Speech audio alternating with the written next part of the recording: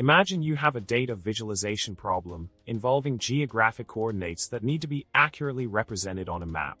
The issue at hand is the size of the grid applied to the map, which is currently too large and unrealistic for practical use. The grid needs to be adjusted to maintain appropriate gaps between grids and reflect the actual proportions of the geographic coordinates.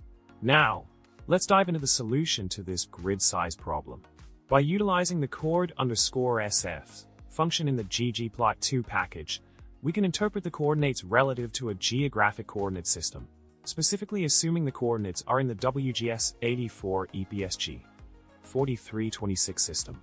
This adjustment ensures the map reflects the true proportions of the geographic coordinates and provides a more accurate representation. Additionally, exploring the SF in Terra packages for future spatial data plotting tasks is recommended for smoother handling of coordinates. To summarize, by incorporating the coord_sf function with the correct EPSG code, we can effectively adjust the grid size on the map to reflect the true geographic proportions.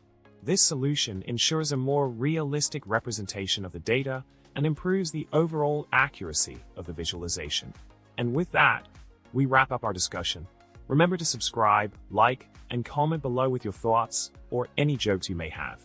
Bye for now.